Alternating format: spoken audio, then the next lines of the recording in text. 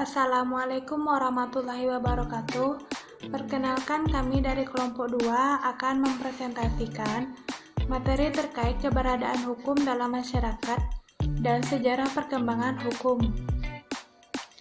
Perkenalkan, saya Talita Aulia Maulani dengan NIM 20042053. Pertama yaitu hubungan masyarakat dengan keberadaan kaidah hukum.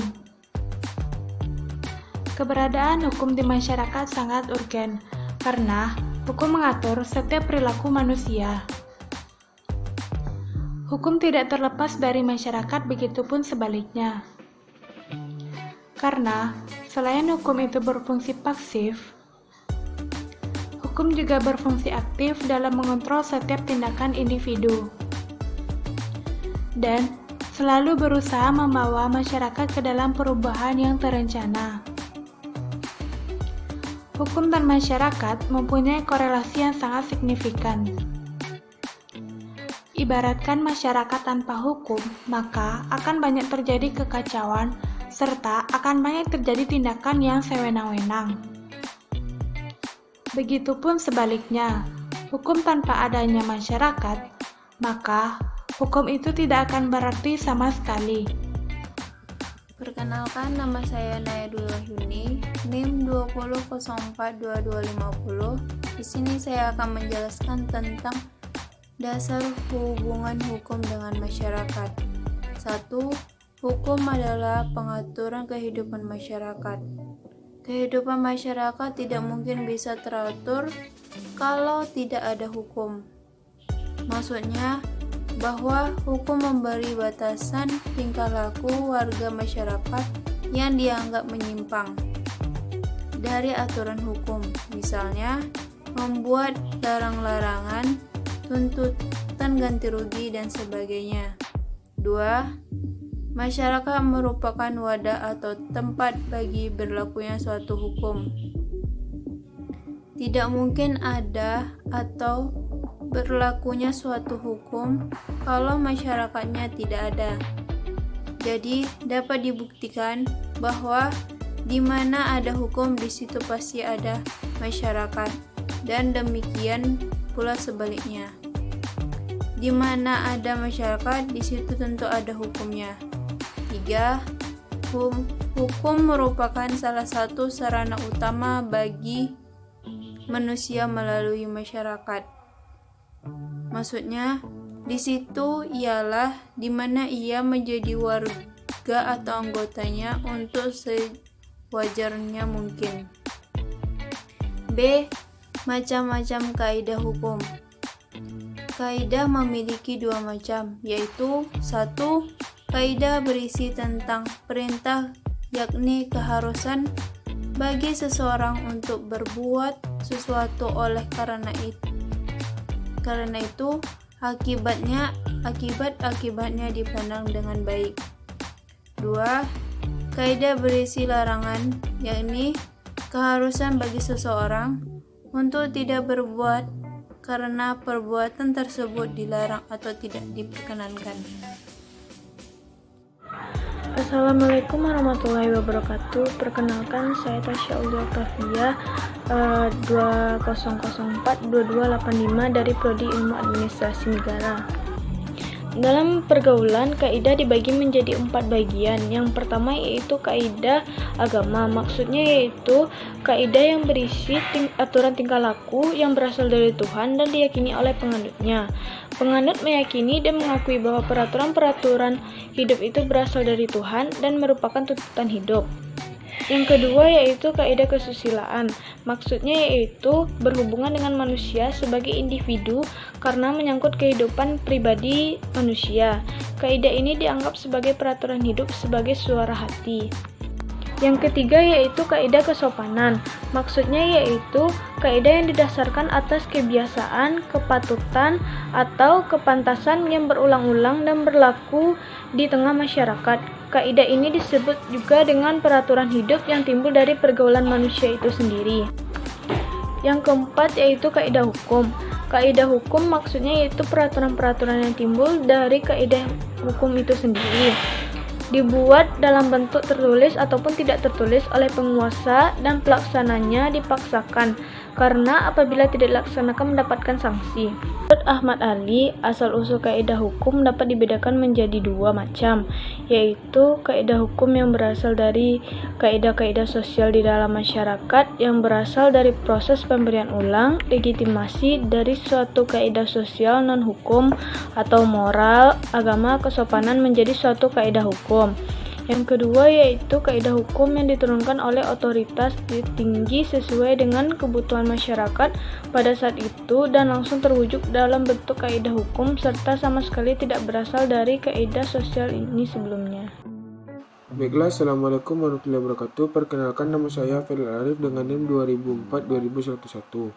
Pada kesempatan kali ini saya akan menjelaskan tentang sejarah hukum. Ilmu hukum berasal dari bangsa Romawi karena bangsa ini telah dianggap mempunyai hukum yang paling baik dan sempurna bila dibandingkan dengan hukum yang ada dan berkembang di negara-negara lain. Awal mula timbulnya ilmu hukum berasal dari tradisi peradaban barat. Peradaban barat bersumber kepada peradaban Yunani di mana negara dipandang lebih penting dari semua organisasi yang dibuat oleh manusia. Dalam peradaban barat, hukum dipandang sebagai prinsip sentral kehidupan. Peristiwa itu terjadi tidak lama setelah tahun 1200 sebelum Masehi, yaitu bermula sejak Dorian yang datang dari utara menduduki pusat kekuasaan Mysia, sebuah daerah di Asia kecil. Mereka tidak membawa pola pemerintahan mereka, sehingga mereka mendirikan negara-negara kota yang dalam bahasa Yunani disebut dengan polis. Dari kata polis inilah timbul kata polisi, politis, dan polis yang semuanya berkaitan dengan polis atau negara.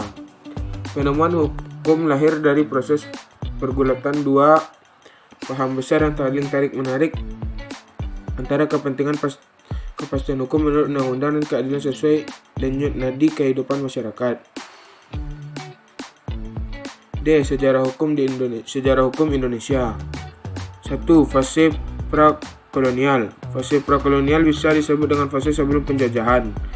Dahulu Indonesia sebelum adanya penjajahan menganut sistem kerajaan, di antara lain Kerajaan Majapahit, Kerajaan Sriwijaya, Kerajaan Mataram, dan sebagainya. Pada saat itu berarti masih menerapkan hukum sistem antar masing-masing wilayah kerajaan. Terdapat dua zaman kerajaan, yaitu zaman Hindu-Buddha dan zaman kerajaan Islam. 2. Fase kolonial. Fase kolonial biasa disebut dengan fase penjajahan. Semenjak Belanda menjajah Indonesia, banyak sekali perubahan terutama dengan sistem hukum di Indonesia. Sejak masa VOC berlangsung pada abad 17, tatanan hukum dikualifikasikan sebagai tatanan hukum represif in optima forma. Tatanan hukum yang berlaku saat itu menguntungkan bangsa Belanda dan merugikan bangsa Indonesia, terutama dalam bidang ekonomi. Baiklah, mungkin hanya itu saja yang dapat saya sampaikan. Wabillahi taufiq wal hidayah. Wassalamualaikum warahmatullahi wabarakatuh. Perkenalkan, nama saya Arastika Nanda dengan NIM 2004-2186. Yang ketiga, periode kolonialisme Jepang. Pada Maret 1942, terjadi pada saat Jepang ingin menguasai kekuasaan yang dimiliki oleh Belanda pada saat itu. Jepang mulai menduduki seluruh daerah Hindia Belanda. Untuk melaksanakan tata pemerintahan di Indonesia, pemerintahan bala tentara Jepang berpedoman kepada undang-undangnya yang disebut Gunseirei. Masa pendudukan Jepang, pembaharuan hukum tidak banyak terjadi. Seluruh peraturan perundang-undangan yang tidak bertentangan dengan peraturan militer Jepang tetap berlaku, sembari menghilangkan hak-hak istimewa yang dimiliki oleh orang-orang Belanda dan Eropa lainnya. Yang keempat, fase kemerdekaan. Yang pertama, masa Orde Lama. Tata hukum Indonesia adalah tata hukum yang ditetapkan oleh bangsa Indonesia sendiri atau negara Indonesia. Orde Lama dipimpin oleh Presiden Soekarno dan wakilnya Muhammad Hatta. Sejak 18 Agustus 1945, tata hukum positif di Indonesia adalah sistem hukum yang tersusun atas subsistem hukum adat, subsistem hukum Islam, dan subsistem hukum Barat. Dinamika politik pada masa ini mengalami pasang surut. Assalamualaikum warahmatullahi wabarakatuh. Perkenalkan, nama saya Citra Aulia Putri dengan NIM 2004-2008, Prodi Ilmu Administrasi Negara, Fakultas Ilmu Sosial. Baiklah, saya akan menjelaskan sejarah hukum Indonesia di bagian fase kemerdekaan. Yang kedua ada masa Orde Baru. Setelah kudeta G30 SPKI digagalkan, kemudian sejak terbitnya Surat Perintah 11 Maret 1966 yang sering dikenal sebagai Super Semar, maka dimulailah suatu babak baru dalam perjalanan sejarah kehidupan bangsa Indonesia, yang kemudian menyebut diri sebagai pemerintahan Orde Baru. Perkembangan dan dinamika hukum dan tata peradilan di bawah Orde Baru justru diawali oleh penyingkiran hukum dalam proses politik dan pemerintahan. Di antaranya Undang-Undang Pokok Agraria yang bersamaan dengan dibuatnya Undang-Undang Penanaman Modal Asing, Undang-Undang Kehutanan, dan Undang-Undang Pertambangan. Orde Baru juga menundukkan lembaga-lembaga hukum di bawah eksekutif, pengendalian sistem pendidikan, pemikiran kritis masyarakat dibatasi, hingga tak ada perkembangan dalam hukum nasional. Penyelenggaraan pemerintahan Orde Baru menyalahgunakan ketentuan peraturan perundang-undangan demi suatu kekuasaan. Keterpurukan kondisi sistem ketatanegaraan yang dibangun pada masa Orde Baru mencapai puncaknya ketika diiringi dengan munculnya krisis ekonomi yang melanda dunia perekonomian bangsa Indonesia dan negara-negara Asia. Yang ketiga ada masa reformasi, yaitu Wakil Presiden B.J. Habibie menggantikan posisi Presiden Soeharto. Selama pemerintahannya sudah terjadi 4 kali amandemen Undang-Undang Dasar Republik Indonesia. Dengan demikian, komposisi Undang-Undang Dasar 1945 pada sidang tahunan MPR tahun 2002 yang lalu, maka susunan Undang-Undang Dasar 1945 memiliki susunan sebagaimana berikut ini. Yang pertama, ada Undang-Undang Dasar 1945 naskah asli. Yang kedua, perubahan pertama Undang-Undang Dasar 1945. Yang ketiga, perubahan kedua Undang-Undang Dasar 1945. Yang keempat, perubahan ketiga Undang-Undang Dasar 1945. Yang kelima, perubahan keempat Undang-Undang Dasar 1945. Oke, demikianlah hasil presentasi saya. Assalamualaikum warahmatullahi wabarakatuh.